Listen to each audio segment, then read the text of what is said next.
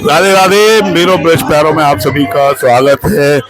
और आज हम मौजूद हैं भगवान श्री कृष्ण की जन्मस्थली मथुरा में, जहां पर ब्रज की बात करें तो यहाँ की हर बात निराली है। यहाँ सबसे खास बात है कि भगवान कृष्ण ने जन्म लिया, उनकी अधिष्ठात्री राधा रानी ने जन्म लिया। और यहाँ की खास बात यह है कि यहाँ ब्रह्मांड के सभी देवी देवताओं को कुछ ना कुछ प्रमाण मिलते हैं। शारदीय नवरात्रि चल रहे हैं, भक्त माँ की आराधना कर रहे हैं और कहा जाता है कि ब्रज में गोपियों ने भगवान श्री कृष्ण को वर के रूप में प्राप्त करने के लिए यमुना की बालू से माँ कात्यायनी की प्रतिमा बनाई और उनकी आराधना की भगवान कृष्ण को वर के रूप में प्राप्त करने के लिए। तो यहाँ नवरात्रों का भी अपना अहम स्थान है। तो नवरात्रों में भक्तों ने माँ की आराधना करने के लिए एक विशेष तरह से आराधना की और ब्रज में मथुरा में ही सारी गुफाओं वैष्णो देवी माँ के दर्शन दिखाए हैं। यहाँ ये अर्ध कुमारी की गुफा के लिए रास्ता है, अर्ध कुमारी यात्रा है। यहाँ आपको उसी तरह से जाना पड़ता है जैसे त्रिकुटा पर्वत पर भक्त माँ की आराधना के लिए जाते हैं और उसमें झुक करके लेट करके। हालांकि वर्तमान में यह व्यवस्था जो जम्मू कश्मीर में वैष्णो देवी का भवन है वहाँ बंद कर दी गई है। अर्ध कुमारी माँ के आप दर्शन करिए कि किस तरह से माँ गुफा में विराजमान है। इसके बाद जब हम आगे चलते हैं तो इस 850 फीट की गुफा बनाई गई है माँ वैष्णो देवी की।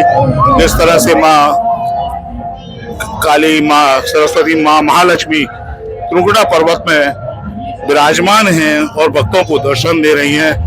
भक्त 14 किलोमीटर की चढ़ाई कर वहां जाते हैं और माँ के दर्शन करते हैं। और इस बार यहाँ शारदीय नवरात्र में ये विशेष गुफा भगवान श्री कृष्ण की जन्म स्थल से महज 100 मीटर दूर कृत्रिम गुफा बनाई गई है। वैष्णो देवी भक्त मित्र मंडल द्वारा ये माँ की आराधना की जा रही है। आप देख सकते हैं कि भक्त माँ के दर्शनों के लिए आ रहे हैं। हजारों लाखों की संख्या में यहाँ भक्त माँ की आराधना करने के लिए आ रहे हैं। पूरी गुफा आप देख सकते हैं कि जिस तरह से प्राकृतिक पहाड़ लगते हैं उसी तरह से ये पूरी कृत्रिम गुफा बनाई गई है। कलकत्ता के कारीगर थे और पूरी गुफा में खास बात ध्यान रखा गया है कि बिल्कुल उसी तरह का माहौल नजर आए जैसा भक्त जम्मू कश्मीर माँ वैष्णो देवी के तरह। और हम उस दरबार पर पहुंच चुके हैं जहाँ माँ वैष्णो देवी विराजमान है। तीनों पिंडी के रूप में पुजारी जी पूजा करा रहे हैं।